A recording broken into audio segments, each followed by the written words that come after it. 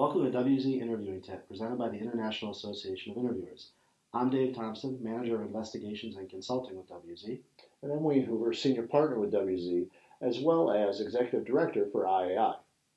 One of the things that we get at every seminar is stopping denial seems to be a difficult thing for interviewers to deal with. So this week's tip, what we want to deal with is exercises, role plays, ways to practice stopping those denials. So we'll pick up our first role play at the assumptive question, one of the most common places where you're going to get a denial from your subject. So Wayne, let me ask you this. What's the most amount of money you took? And now Wayne, hang on one second. The reason I'm asking this is, now you can hear the way that I stop that nonverbal denial is I put my hand up, I use the subject's first name, and then I said the reason I'm asking this is. It gives you that 3 to 5 seconds to fill that void or fill that pause so that your subject doesn't fill it with a denial. So let's pick that up from the rationalization piece of an interview. So Wayne, you know what that reminds me of this one time? Sometimes good people make bad decisions. Now Wayne, hang on one second before you say anything. Again, kind of the same concept, right? I start the stopping the denial by putting my hand up, using the subject's first name, and this time my transitional statement, before you say anything. Again, it gives you that 3 to 5 second filling of that void so your subject can't fill it with a verbal denial. So Dave's given you a couple of examples that fits his personality and what he's used to doing. I'll give you a couple of examples so that way you can fit whichever one goes to your personality or the individual that you're interviewing.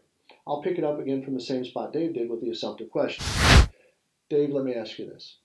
What's the most amount of money that you took? And he said, now hold on a second, Dave.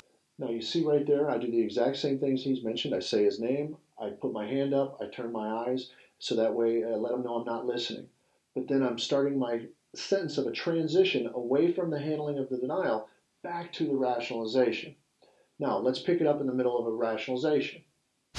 Dave, I know when I sit down and talk to somebody, they're not sure what they should say or what they shouldn't say, because a lot of people get, now, hold on a second. I'm going to ask that you hear me out because you're going to have to make a very important decision based on some of the things that I have to say, and I want you to make the correct decision. So will you at least hear me out so that way you can make the decision? All right. So right there, you see I use curiosity to kind of set him back a little bit so that way he has to think about it, which gives me an opportunity to stop the denial and continue and go right back to where I was at.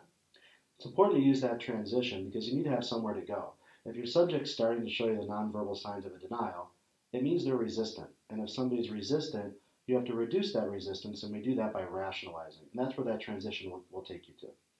And I think Dave would agree. The best way to stop a denial is to not get them.